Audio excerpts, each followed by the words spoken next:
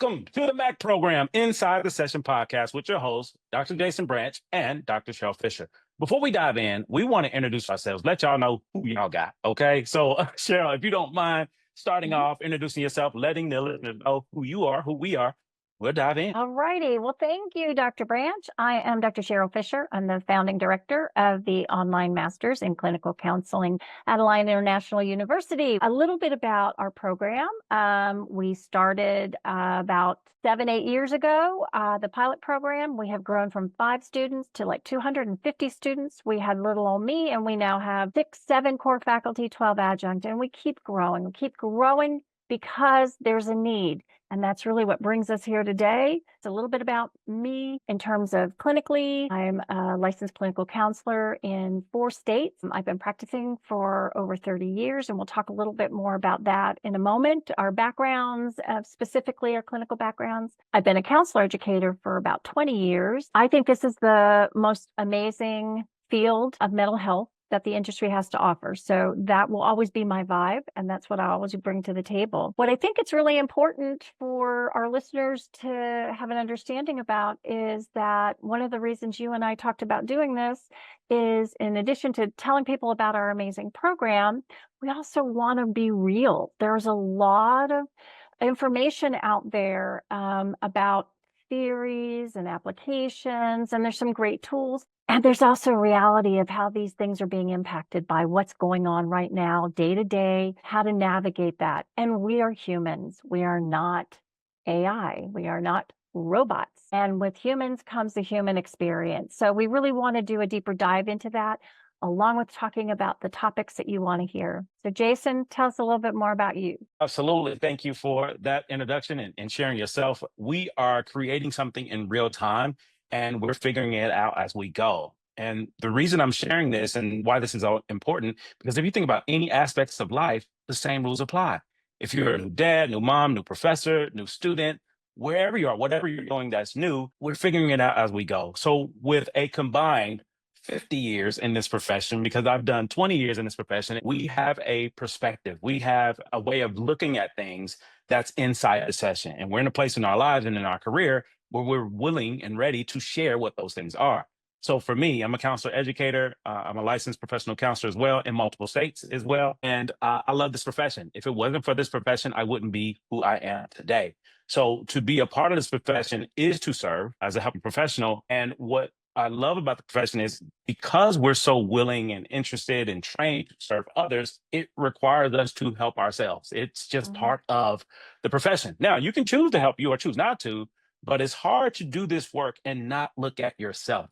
So this podcast is a way for us to begin looking at us from a different lens, and that lens is inside the session. So I'm glad you're joining us. I'm glad you decided to give us your time and your attention, because we have some things that we just weren't in places to talk about, or the culture of this profession at times doesn't provide us the space to talk about authenticity, vulnerability, honesty, integrity, humility. And that's what we're here to do today. So that's a little bit about me. I definitely want to dive into some current events because it's hard. This is an example of it's hard for us to do our job and just act as if, when in the middle of what we're doing, trying to help other people, we're all impacted directly or indirectly by what's going on in our society today. So Cheryl, if you don't mind diving into what's going on. Yeah, so I was telling Jason that, one of the reasons I think this is so powerful is because we are going to be looking at current events while also inviting guests to talk about some of these topics. But just a really quick dive. 5 minutes ago, I was looking at information about, the flood survivors, the flood victims of Texas right now. We're looking at this horrible experience that Texas is dealing with, and some of the implications around funding, cutting of funding, and how does that impact the services we provide as counselors, and immigration and ICE, how this is impacting our clients, our communities, regardless of what your political stance is. This is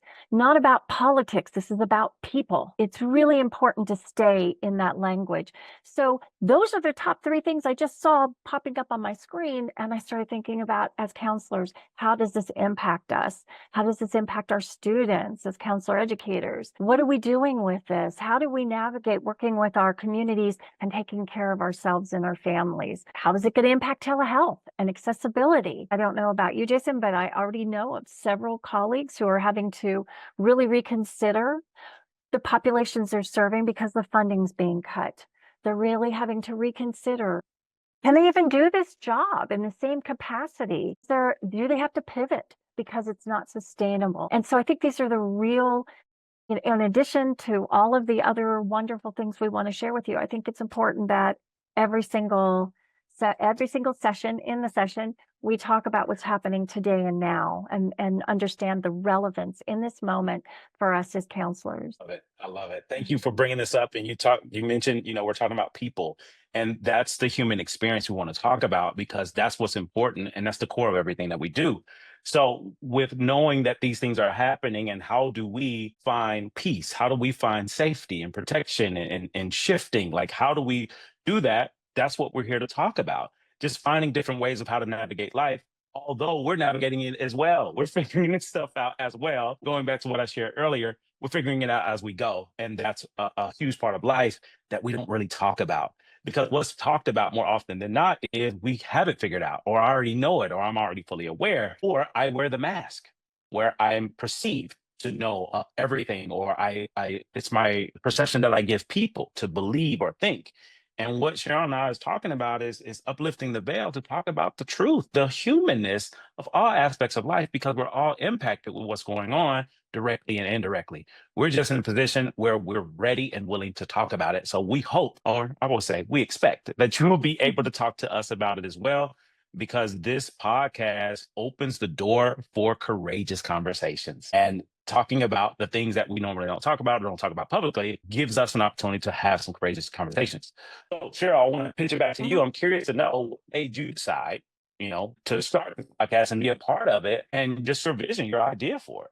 What does that look like? Well, I think many of us come to the field of wanting to help others, and I think we want to talk a little bit about that too. Kind of what brought us into the field, and I think what happens over a period of time, we also see the reality of the field, the industry. I always say one of the favorite parts of being a counselor educator is I get to be an ambassador. I get to launch ambassadors of hope. And in the process, I also want to empower these ambassadors with a real understanding of what they're going to be facing out in the field.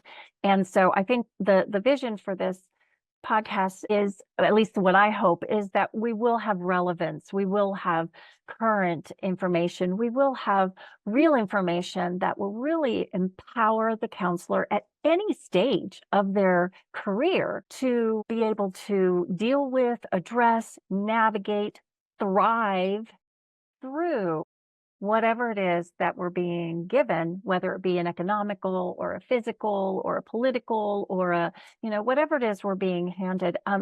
Jason, I can remember when we were in the middle of the pandemic where everybody all over the world was in lockdown, right? And I can remember the call to action from this wonderful organization that was looking for therapists to get together and actually be accessible and available to our colleagues in India who were there to support their communities, and they were seeing body bag after body bag after body bag burning in the streets, and the stuff that our colleagues in the field were experiencing. And the global community was coming together to say, hey, we need to lift each other up. We need to help each other. How are we going to do that? I think that's one of the things we need to be able to say here is the work we do is hard. The work we do, it's rewarding, and it's hard holding space for all of the pain in the world. So what do we do with that? How do we navigate that? How do we support each other?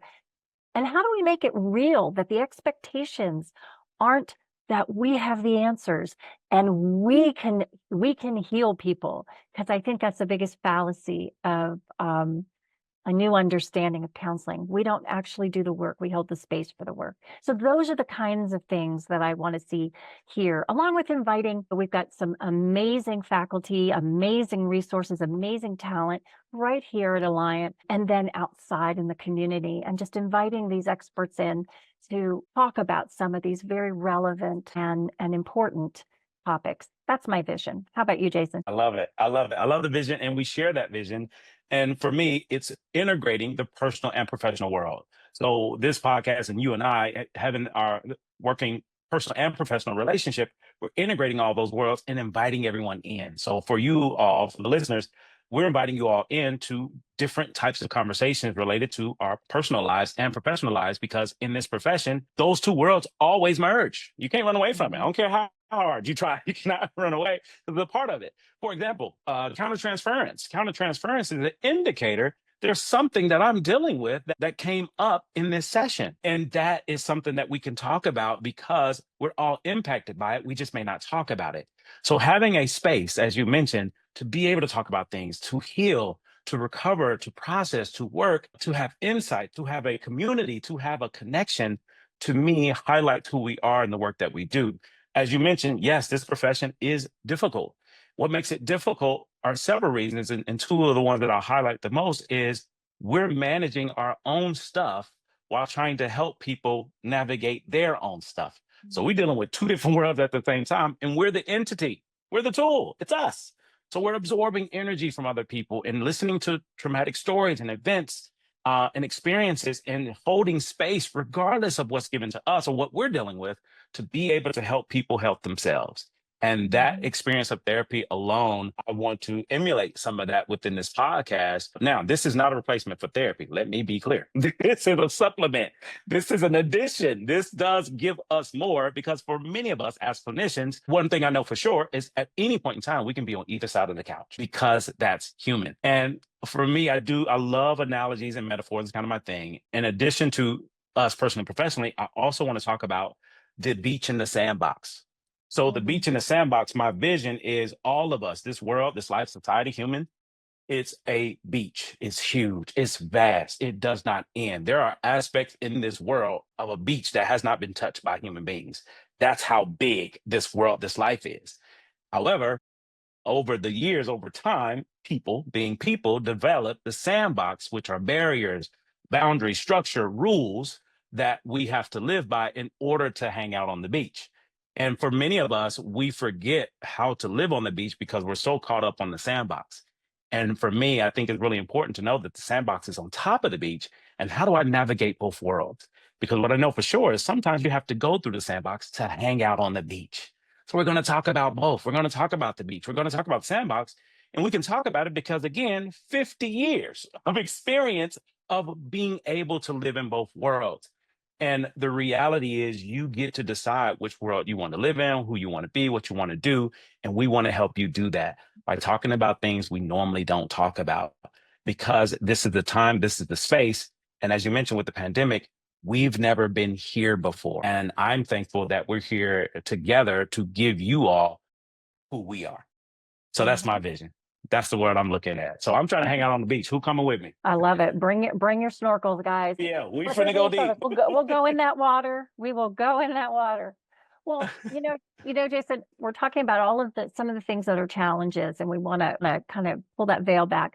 But the truth is, we all come to this field for different reasons. So maybe we can share a little bit about, what actually got us into the field. Why did we become counselors to begin with? Absolutely. So, I'll start off. Yeah, My yeah. story is hilarious to me. Every time I tell it, I laugh because I took a psychology course in high school, and the professor was phenomenal. I learned about the field of psychology from the professor, and he also was a tennis coach. He was a horrible tennis coach, but he was a great professor. So for me, growing up in Dayton public schools, I'm from Dayton, Ohio, we didn't have a lot of resources. So the resources were limited. So the tennis coach was also the psychology professor, and that changed everything for me. So I knew what I wanted to do, or knew what I wanted to major in. I had no idea about the profession.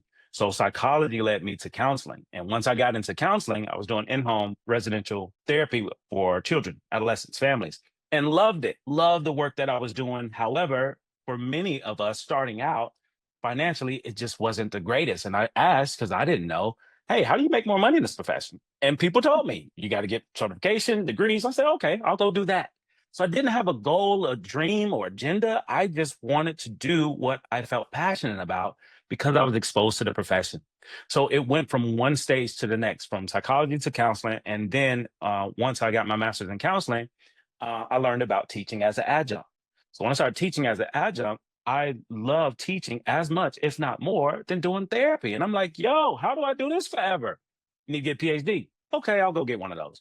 So for me, it was just this journey of one thing after the next, figuring it out as I go, which landed me here. So I just follow my passion. I follow what I enjoyed. I love helping, I love assisting. And I found a career. Well, I'm sorry, the profession found me.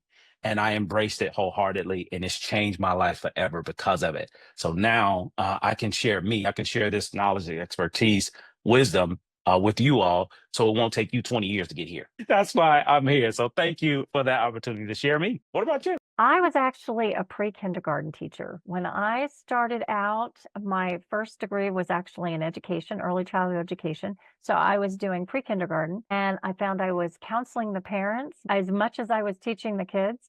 And at one point, I'm like, I need to get a degree with this. And so I went back, and that became a process in and of itself of discerning exactly which mental health profession did I want to do. And while I was working in my undergrad, I was also doing some work in the field in long-term care. And I can remember at one point thinking I wanted to be a social worker because the title of the position I was working in actually said director of social work. And this was 100 years ago. I enrolled in a master's in social work program. I showed up. There were lawyers. There were all kinds of different disciplines who were sitting in this class. But as I was sitting there, I was listening to this commentary that was so unrealistic.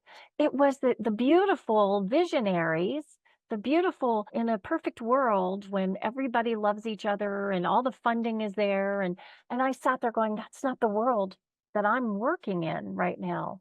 That's not the world that I want to actually help. This is a world I'd love to create, but this is the world that I live in and work in. And so I thought, where am I going to find that? And it was by chance that I bumped into somebody who said, hey, you thought about clinical counseling? And I started off in long-term care, went to bereavement, went to hospice work. I ended up landing in trauma work, having done work in acute care settings, abuse, domestic violence, sexual assault, doing some forensic work. Family and children work got me really into the play therapy and nature therapy, which is my research passion, and ultimately in private practice where dissociative disorders became my specialty. I think what I love the most about the field is the breadth, the depth, and the creativity of it. That you work with one population, and after a while, you're like, yeah, I'm restless. I'm feeling like doing something different. In fact, I remember early in my career, I was working in a hospice, and the director of the clinical counseling in that hospice was actually moving to private practice. And I remember her saying to me, because I said, gosh, what, this is the most amazing experience. How could you want to leave it, doughy eyed or young counselor? And she said, Cheryl, at one point, I just want to ask something other than, how do you feel about grief?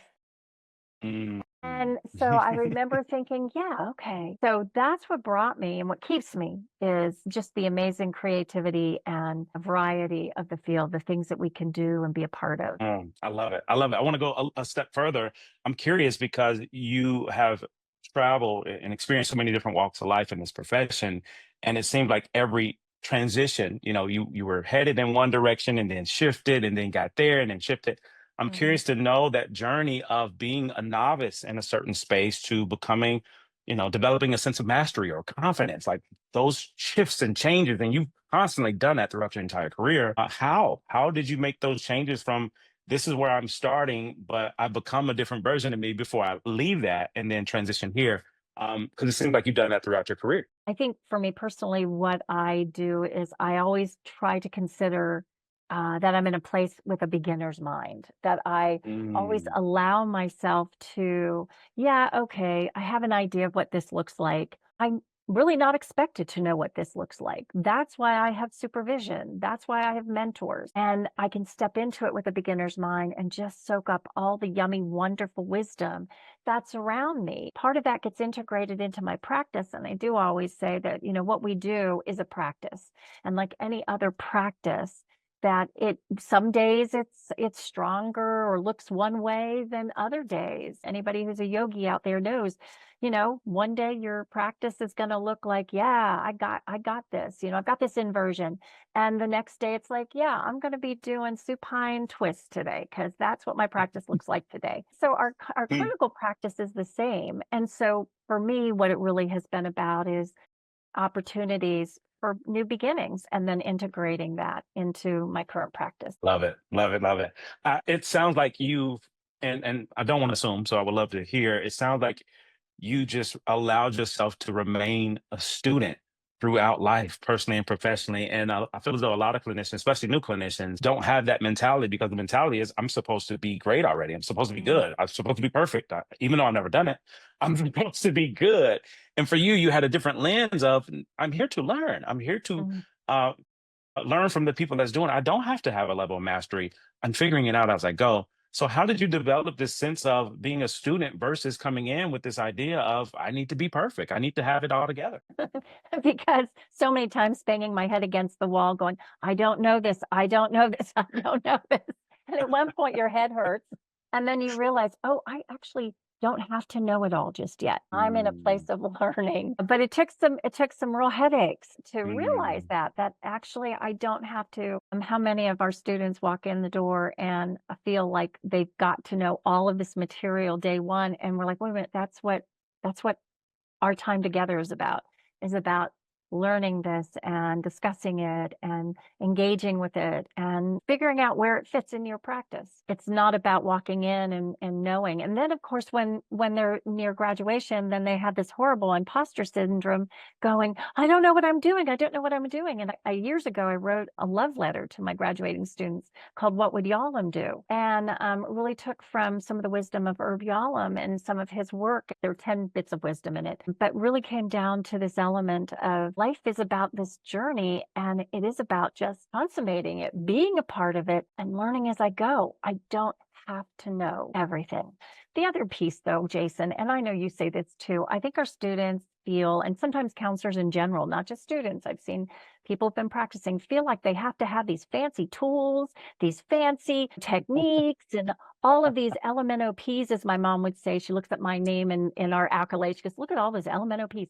And that we have to do that to be competent. And yet the truth is, Irv Yalom, I'll go back to my, I'm a groupie of Irvs, and Carl Rogers, what all of the theorists have told us and taught us, it's the relationship. 75% of the efficacy of therapy is the relationship.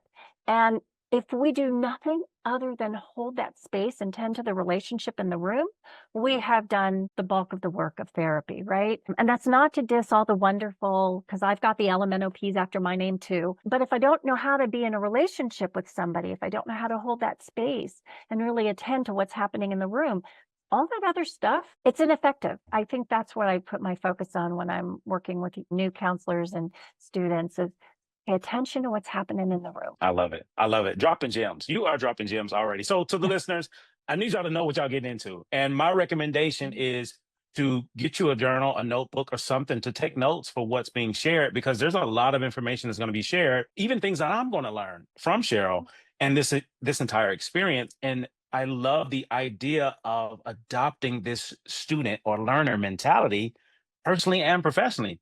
Because to me, if I remain a student, I'm always open to receive.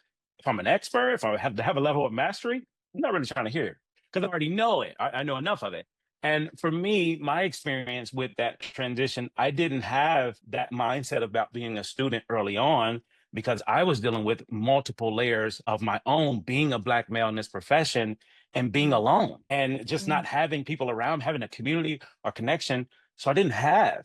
And because I didn't have, I just started emulating what everybody else did. Do you have any idea how hard it is as a Black man to try to emulate a white woman? mm. It's the hardest thing I've ever done in my career. I I think I've can done in my career. imagine. My That's all goodness. I was around. That's all I was around. So my assumption and imposter syndrome happened where I began to question who I am and what I'm capable of. But I was questioning at the same time of working at a very high level because I believe I had to. I had to have all the answers and know everything. And that wasn't the best approach at the time, but I didn't know, I wasn't aware. So my growth and experience being a student was learning about myself. It Mm. wasn't the profession. That was a given. It was learning about myself, which I didn't have the opportunity to do until I got into this profession. For example, for many of us, for many of you listening, health professionals, now and whenever you got your degree, where we are now is in a place of we're talking about therapists in training getting therapy, receiving therapy for themselves. And now it's talked about within programs. It was talked about when I was working on my master's, and I never went. I went to therapy. So my professors, people would say it. And finally, the last year of my program, I decided, okay, this is the time I'm going to go. I scheduled an appointment, canceled it. Scheduled again, canceled it again. Scheduled for a third time. And this was with the Wellness Center on campus, not far, for free. Scheduled a third time. And I finally went. And when I went, I'm walking around campus looking around, seeing who sees me going into this wellness center to get therapy. When I get in the office, I didn't even use my real name. I used Clark Kent because I'm Superman. I used Clark Kent. I had my first therapist, which was a Black woman. I was surprised by. I was shocked that was a Black woman. And it was like I was talking to Oprah. And I just gave this woman everything. And that's when I recognized, oh my goodness, there is so much more to me than what I do, than what I'm working towards. It's who I am as a person. And then I also recognize how deeply rooted the barriers, the stigma of mental health and counseling is within the Black community, specifically for me as a Black man. And that changed everything for me. This is what I want to do for the rest of my life. And that was the shift because I had an experience. A lot of times experience gives us different perspective. Because we're so powerful as humans, we allow the experience in our mind to be fact, even when it's not. And for me, that experience let me know by experience, experiential learning, that the stigma, the barriers within my community is so distinct. Even though I'm working to become a clinician in my last year, I'm still plagued by that same barrier. And that goes deep. That again connects to history, ancestry, and people. It's human. It's that human piece. So mine came later of, I don't have to be perfect. I don't have to be the best. I don't have to be an expert. I don't have to develop a level of mastery. I'm okay with being a student. So I gave myself permission to be a student, and that changed everything. So to everyone listening, like, you have to give yourself permission to do things differently, because if we don't, we're going to do what we know. We're going to do what's comfortable. I'm sorry, we're going to do what we think. So we're going to do what's comfortable, what we think. And to me, that can limit us from having an abundance of everything, people, places, and things, and everything else in between. So that's my story. Love that. And thank you so much for bringing up that, because that is a variable. That's an element. Oh, all right. We've got Elsa joining us. It's live, baby. That's live. Here we go. We got us another host, y'all. Anyone else out there have Zoom bombs by their pets when they're doing telehealth?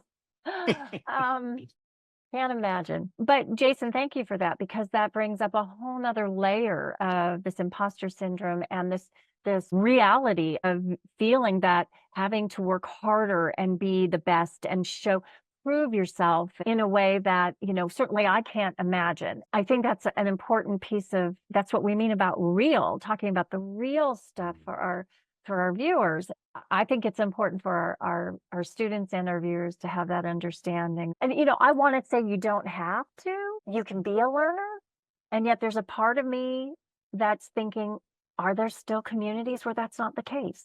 I don't know, Jason. I'd like to think we've made strides, but I don't know that we have. Yeah, we haven't. So Yeah. let me just be honest.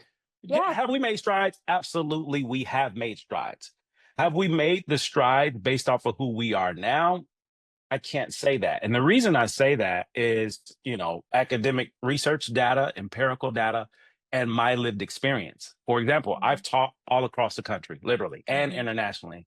And what I notice is the same pattern. So, for example, now I'm on the West Coast in San Diego. And before I came here, I was in the East Coast in New Jersey. And the parallel, although I'm at 4 or 5 different institutions, the parallel is the same. I'm usually the only one, usually the only Black male. I usually don't have a lot of Black males, if any, as students. I may not have a lot of people from marginalized communities there and a high number. So for me, it made me pause. Like, how is it the same in California as it is in New Jersey? And to me, I had to look at the evidence, and the evidence was related to systems. There's Mm-hmm. systems in place. The Mm-hmm. reason that this is the case, and I'm in a space now where I'm infiltrating these systems to give us people, especially those from marginalized communities, a different perspective to live life within this profession. Because as we all know, people and clients, we all need different things. Mm-hmm. So if I, me being here, me being present, it's enough. But if I don't believe that because of my background and culture and community and beliefs and everything else, it makes me limited in the space that I'm in where there is an abundance. And for me, like that's what helped me understand like this isn't personal. This has nothing to do with me. This is way beyond me, before me, and will be beyond after me because of the historical concepts around our profession. Another reason I'm proud of this show and where we are, this is just episode 1, is talking about being inside the session, is talking about the things that we may have heard, learned, or may not even be aware of that we're in place to talk about now. For example, this could be controversial, but I got to say it because we're inside the session. Mm-hmm. We learn about theorists in the profession, and majority, 99.9% of the theorists that we learn about don't look like me. That 0.1% is when somebody get a tan. Okay. That's what I'm talking about. There's nobody that I learned that looks like me. And that's my lived experience. I know what it's like for others who have the same experience. In addition to that, that's current. If we go into the past, there is research out there that provides evidence that many of the people, the theorists that we learned about, haven't worked with clients of color. Sigmund Freud never worked with a person of color, which to me is a limitation around perspective and exposure. So just because these theories or methods may have worked for this certain population, this group, it's hard for me to imagine that it works for all because I can't think of anything in life that works for all. I just can't. These questions, these challenges, and these conversations, and being in a safe space to have these conversations is rare, in my humble opinion, from my experience. Because what you and I are talking about now at this level and who we are, this wasn't available to me. We're talking about 20 years, Cheryl. Yeah. Wasn't available. But it's becoming more available now because I'm creating it. You're creating it. And what you said was creating the space. But it's hard to create a space if I'm taking up all of it. Ooh, that's a bar. Somebody do something with that. I'm taking up all of it. And many helping professionals are taking up all the space because to me, to summarize, I look at this profession, there's 2 reasons that people came into this profession. Someone helped them or they didn't. That's it. For me, I'm here because somebody helped me or they did not help me. I just like to summarize and make it real simple, but that's why. So there's a lot of people in this profession, going back to what you said, I hope it's changed. There's a lot of people who've had some really traumatic and horrible experiences from the past that never dealt with it because we don't have to. At a certain level in this profession, you don't have to deal with you. You don't have to. It's a choice and it's a responsibility to deal with you. And dealing with you, in my opinion, means healing you. Dealing is healing. So you and I are able to be in a space because we've dealt with, we've healed. We're more open and welcome to bring people in and create the space because we're not here to take up all of it. We dealt with us. We dealt with us. We're still dealing with us. We're still healing. And that to me, that's the difference. So it's hard for me to believe that we really have changed that much because it's impacted me and the people that I mentor who's 10 years ahead or 10 years behind. They're still dealing with the same thing. So programs all over the country, how are these marginalized community, especially men, dealing with the same thing that I did 10, 15 years ago? How is this possible? It connects to systems. So this podcast is another way to decolonize, to infiltrate, to go deeper within the systems, to connect to what's most valuable, which is love and people. I can't say anything else. I just can't. Jason, I just love that. I love bringing in the decolonizing component because there are viewers are going to be going, well, yeah, okay, I get it. There's a black man talking about that, but what on earth is a white woman going to have to say about decolonizing? And I love that because my research currently is on ancestral wisdom and intergenerational trauma. And I presented, I guess, 4 or 5 times now nationally on the topic. And the most recent was the American Counseling Association conference. And so at ACA I thought, oh, they positioned me at like 4:30 on a Friday. And here we are in Orlando. And I'm thinking 4:30 on a Friday in Orlando, everybody's at happy hour. Nobody's going to be at my presentation except for my RA and maybe some Yeah. friends are going to meet me for, Uh-huh. dinner afterwards. Well, I walked in and the room was packed. And I thought, okay, all right, cool. I'm really excited. So I present, I do my thing. And then afterwards, I've got 16 to 20 people who are staying after they want to talk to me. I'm thinking, okay, that's cool. I'm getting feedback. Feedback is always good. Remember, it may not be what you want to hear, but it's always helpful. So I'm thinking, okay, great. So one woman who was particularly engaged came up to me and she goes, I got to tell you, when I saw the title of your presentation, I was super excited. Ancestral wisdom, intergenerational trauma, it stops with you. That's great. She said, then I saw your picture. And I thought, what on earth would a white woman know about intergenerational trauma? And there was heads nodding from the rest of the group who were waiting to talk with me. And I'm thinking, okay, let me listen. Talk to me. Yeah. And she said, but you proved me wrong. And I went, what? And she Mm. said, you did not try to tell my story or her story or his story. You told your story and you provided us with tools on how we can tell our story. My heart was just so full and overjoyed that what I had hoped would be of sharing this model that I had been putting together around how to look at ancestral wisdom, ancestral stories, and heal intergenerational trauma, which, by the way, we're the agent in the moment. That's the secret. We do the work now. Mm. Come Um, on. I tell you, but it was received by people who came to the table going, I didn't know what I could talk. I can't, Jason, I can't talk about your history. I can't talk about your ancestry. I can't talk about, my dear colleagues and friends who from historical marginalized communities. I can only talk about my story and I can only talk about the model that I'm using. And if you find that relevant and if that works for you, I am so happy. I am so elated. And the feedback was so beautiful. So those of you who are asking, how on earth could a white woman, you're right. I can't tell your story. Jason will bring up what he can about Black men and the Black male. And we've got other colleagues who will be able to provide additional information and culturally more relevance to the topic. But I promise you, I will show up and I promise you, I will come with a humble heart and I will share what I do have.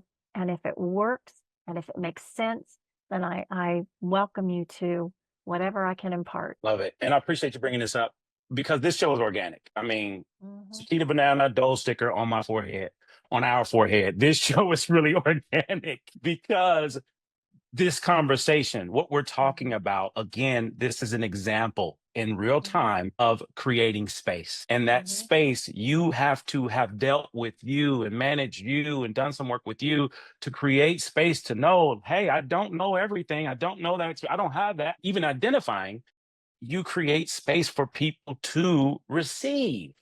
And that's because you make room. And that's a gift that a lot of people in your position, they don't have because it requires you to do some things for you in order to make room for other people. So for those of you listening, watching, this is an example of that because I feel seen, heard, valued, respected, cherished, understood. And I feel as though it's vice versa because we made room for each other. We make room for each other because there's plenty of room here. And this is inclusivity and cultural humility. It's the humility in it where I don't have to have your lived experience to empathize. I don't have to have it to care, to provide a space to hear, to listen. Again, that student came out again, where the conversation, and I mean this from the bottom of my heart, the conversation that you and I are having right now, Cheryl, there's people, there's colleagues that I can't have this with Mm. publicly or privately. I can't have it. I just want to talk about facts. Mm. Yeah. Okay. But for us to have it speaks volumes of who we are. Because no matter our differences, we all want to be seen, heard, valued, respected, and understood. And that's Mhm. what you just did for me. And I feel we've done for each other. That's what makes this show amazing. I need y'all to see this in real time. We didn't plan this, it's happening in real time. And if it's happening for us, Imagine what it could do for you just by being here. And all you're paying is your time and attention. That's all it costs you. Time and attention.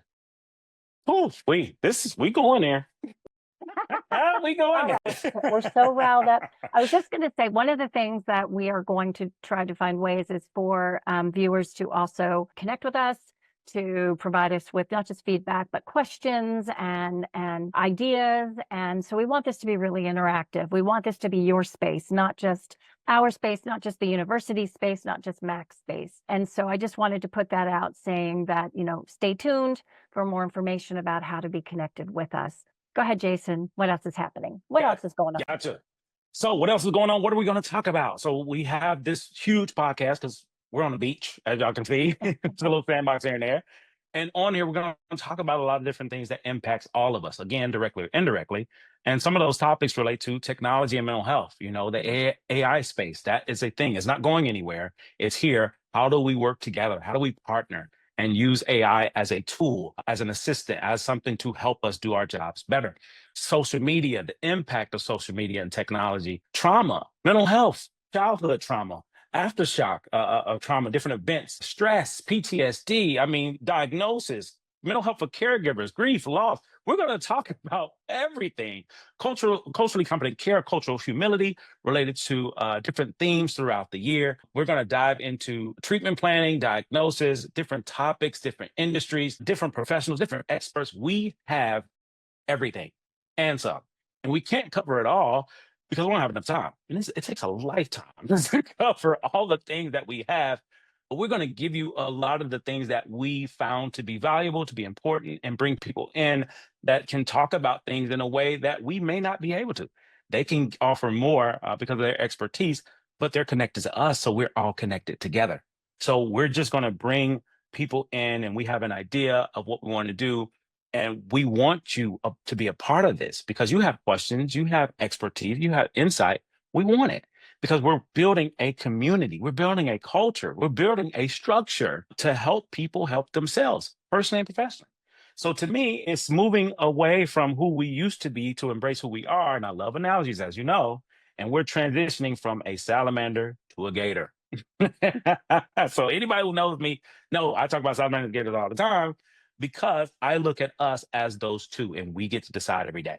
So to me, to keep it simple, a salamander, vulnerable, penetrable, everything sticks. Take your work home, you go to work early, you leave late.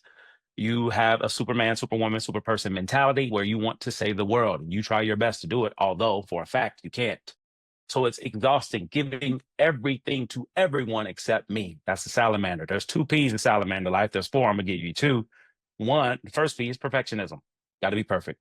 Got to do it right the first time. That's a way of being. May not work that great. Second is perception, your perspective.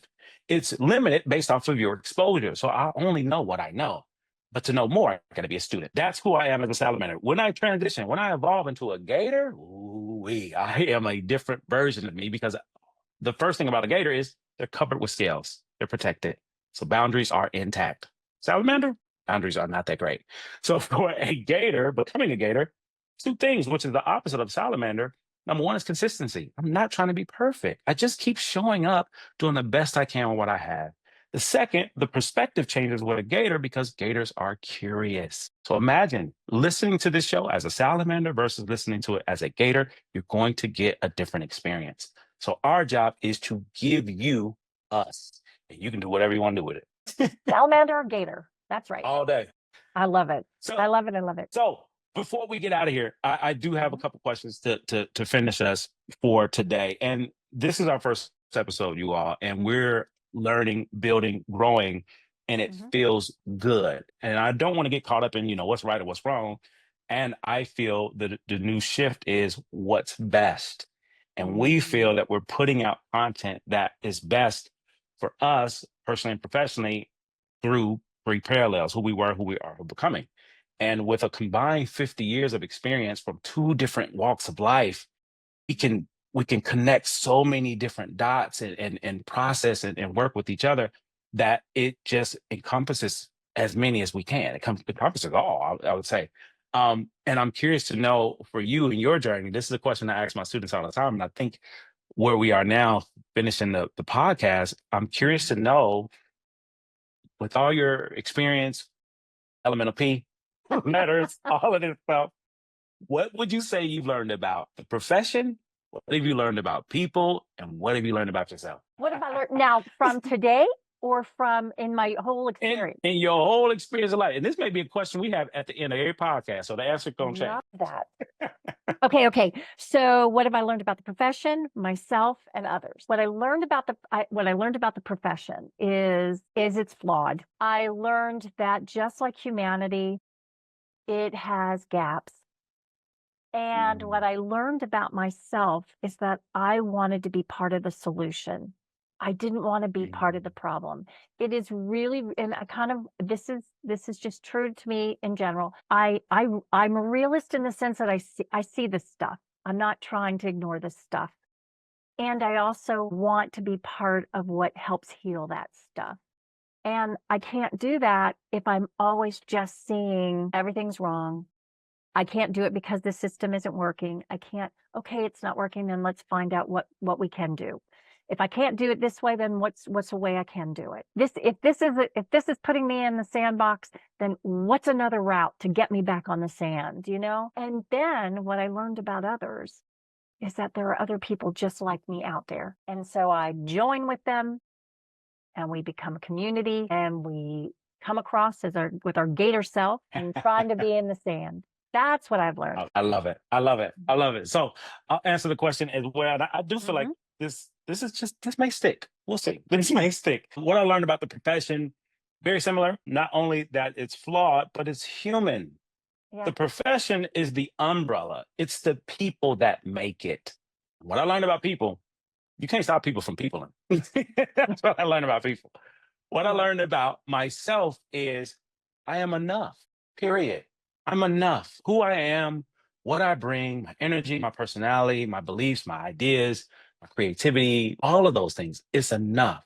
And it's enough because I'm no longer competing or comparing to anyone, but different versions of myself. And every day I'm striving to become the best version of me possible. Last thing is life work. On this show, we don't give homework, we give life work. We're professors, okay? We are here to teach. That's our job. Okay. So with that, I would love for us to offer some life work. Life work is a little different from homework. Homework, you take it home, you do it, turn it in, never remember it. Life work, you take it home, you do it, you can create a shift or a pivot to do something differently. So my life work that I want to offer to you all is between now and the next episode. Every single day, how can I do something different, uncomfortable, and new? Every single day. Doesn't matter what it is. I'm going to choose to be intentional to do something different, uncomfortable, and new. For example, different, uncomfortable, new could be brushing your teeth with the opposite hand, wearing a t-shirt instead of a button up, wearing your hair down instead of up, going a few hours without your glasses, going a few days without social media, just choosing to do something you've never done. If you're not a hugger, hug somebody. If you're not a talker, talk to somebody. But just intentionally choosing to do something different every day. Because my belief is, once the mind expands, it never goes back to its original form. In order to expand the mind, I have to be willing to do things I've never done. I'm challenging you all to become comfortable being uncomfortable. That's your life work from me. What about you, Cheryl? My goodness. Well, I think that one was enough. But if I have to add, so what I'll do is I'll be the yin to the yang. Okay. So right, I'll be the yin to the yang. The yang is allowing yourself to be uncomfortable. Right. The yin to this is integrating, allowing yourself to reflect on that integration of what did I do? What did I do? And what was it like for me? What were the feelings that came up for me while I was trying to brush my teeth with the opposite hand, or I was, taking a different route to the gym than I normally do? I'm a yogi. So Shavasana, I was talking about Shavasana isn't just resting at the end of your workout, so to speak. Shavasana is what really integrates everything you have just done in your practice. So I'm inviting Shavasana, this reflection and Shavasana on what's it like to be out of your comfort zone. What did you learn about you out of that comfort zone? And just let it integrate into your being. So as you said, Jason, expanding yourself in the process. I love that. Love it. Love it. So y'all have y'all life work. You have your work cut out for you, because this is some difficult work, but it's all to help us get better And in order to get inside of the session, we have to get inside of ourselves. And that's what this show also does. It allows us to reflect and look at us. And to me, that's how we grow, expand, and change. So if this show has been a gift to you, has been a nugget for you, something that you got from it, something that is a gift that keeps giving, give it away. Share it. Let people know about it. Bring people in. We're trying to build something. I'm sorry, we're not trying. We're building something, and we want you and others to be a part of it because, as Cheryl mentioned, what she learned about herself is there are other people like us. And I agree 100%, or we wouldn't be here right now. So if you feel connected to this, there's a reason. So join us. Join us. Any final thoughts? Anything else you want to share before we get out of here today? Just a tease, more to come, more to come. Those of you curious about social media and AI, come back and see us next time. We've got some experts in the field who are sparkly and wonderful and informed and also real, just like us. Absolutely. Thank you all for joining us. This has been the first official episode of Inside the Session. Have a great day.